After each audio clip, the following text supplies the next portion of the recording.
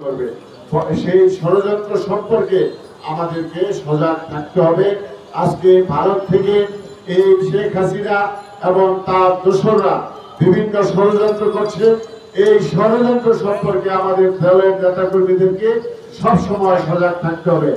আর সামনে যেহেতু নির্বাচন, সেই নির্বাচন সম্পর্কে আমি একটি কথা বলবো যে আমাদের গত আন্দোলনের সময় আমাদের নেতাকর্মীরা কিন্তু মিডিয়াতে মানে সোশ্যাল মিডিয়াতে অনেক সক্রিয় ছিল। আমি দেখি অনেক পোস্টের মধ্যে দেখা যায় আওয়ামী লীগের লোকেরা কমেন্টস করে বিএনপির বিরুদ্ধে, জামাতের লোকেরা কমেন্টস করে বা অন্যান্য দলের লোকেরা কমেন্টস করে। সেক্ষেত্রে বিএনপির লোকরা কিন্তু চুপ করে মনে হয় যে তারা তালা লাগাই দিচ্ছে মুখের মধ্যে। এই অবস্থাটা পরিবর্তন করতে হবে, কারণ বর্তমানে সবচেয়ে বড় শক্তি হলো সোশ্যাল মিডিয়া। এই সোশ্যাল মিডিয়াকে ব্যবহার করে এই বাংলাদেশের মানুষের জনমতকে তারা ঘুরিয়ে দেওয়ার চেষ্টা করছে। আমরা চাই এই সোশ্যাল মিডিয়া যাতে বিএনপির বক্তব্য দেশের সত্যিকার চিত্রটা যাতে ফুটে ওঠে, সেটার জন্য আপনাদেরও সোশ্যাল মিডিয়াতে সক্রিয় থাকতে হবে। আমরা আরেকটা বিষয় যে জিনিসটা বলতে চাই যে সামনে নির্বাচন, আপনার যদি ধরে নেন যে আমরা যে খরগোশ আর কচ্ছপের গল্প শুনছেন না, যে কচ্ছপের পিছনে খরগোশ এক দৌড় দিয়া অর্ধেক রাস্তায় যায় ঘুমায় গেছে, আর কচ্ছপ আস্তে আস্তে আস্তে আস্তে যাইতে যায় সে আগে গেছে। ঘুমের থেকে উঠে দেখে খরগোশ যে কচ্ছপ তো আগে গেছে।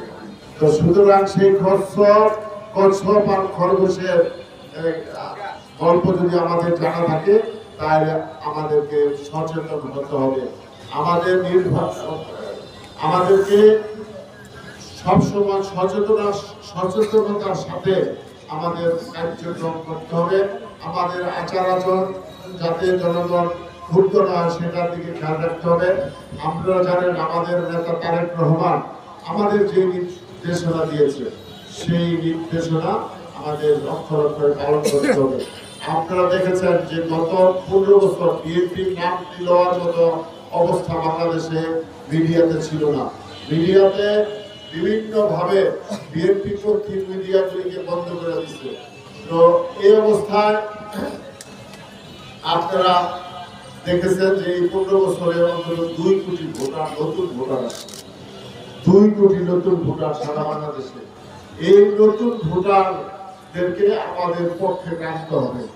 ছাত্র যুবক যারা নতুন ভোট হয়েছে তাদেরকে আমাদের পক্ষে আনতে হবে, যাতে আগামী নির্বাচনে আমরা এই বাংলাদেশে যে নির্বাচন হবে সেই নির্বাচনে আমরা বেশি ভোট পেয়ে আমরা নির্বাচিত হতে পারি এবং জনাব তারেক রহমান এবং দেশনেত্রী এবং খালেদা জিয়ার নেতৃত্বে আমরা সরকার গঠন করতে পারি, এই আশাবাদ ব্যক্ত করে সকলকে ধন্যবাদ জানিয়ে আমি আমার বক্তব্য এখানে শেষ করছি।